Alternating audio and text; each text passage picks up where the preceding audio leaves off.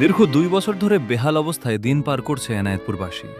সিরাজগঞ্জের এনায়েতপুর থেকে শাহজাদপুর উপজেলার আহমেদপুর পর্যন্ত প্রায় ১৯ কিলোমিটার সড়ক আজ পরিণত হয়েছে জনদুর্ভোগের প্রতীকে।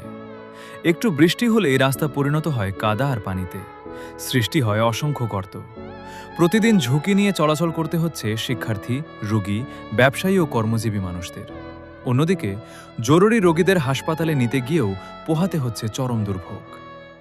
দীর্ঘদিন ধরে সড়কটির সংস্কারের দাবিতে বিভিন্ন সময় এলাকাবাসী সোচ্চার হলেও এখনও মেলেনি দৃশ্যমান কোনো সমাধান। ফলে দিন দিন বাড়ছে সাধারণ মানুষের ক্ষোভ ও হতাশা। এমন পরিস্থিতিতে আজ বাংলাদেশ শ্রমিক কল্যাণ ফেডারেশনের উদ্যোগে এ সড়ক দ্রুত সংস্কারের দাবিতে আয়োজন করা হয় মানববন্ধনের। মানববন্ধনে অংশ নেন স্থানীয় গণ্যমান্য ব্যক্তিবর্গ, শ্রমিক, ব্যবসায়ী ও বিভিন্ন শ্রেণী পেশার মানুষ। মানববন্ধনে বক্তব্য রাখেন বাংলাদেশ শ্রমিক কল্যাণ ফেডারেশনের সভাপতি ডাক্তার মোহাম্মদ আইয়ুব আলী, সংগঠনের অন্যান্য নেতৃবৃন্দ এবং এলাকার বিশিষ্ট ব্যক্তিবর্গ।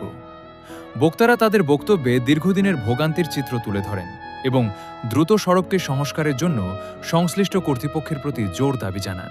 বক্তারা বলেন, এই সড়ক শুধু একটি যোগাযোগের মাধ্যম নয়, এটি এ অঞ্চলের ব্যবসা বাণিজ্য, শিক্ষা, স্বাস্থ্যসেবা এবং সামগ্রিক অর্থনীতির সঙ্গে ওতপ্রোতভাবে জড়িত। তাই অবিলম্বে কার্যকর উদ্যোগ গ্রহণ করে সড়কটি সংস্কার করা না হলে ভবিষ্যতে জনদুর্ভোগ আরও ভয়াবহ আকার ধারণ করবে। এখন দেখার বিষয়, দীর্ঘদিনের এই দুর্ভোগের অবসানে সংশ্লিষ্ট কর্তৃপক্ষ কত দ্রুত কার্যকর পদক্ষেপ গ্রহণ করে। ক্যামেরায় এনায়েতপুর এন্টারটেইনমেন্ট, এনায়েতপুর, সিরাজগঞ্জ।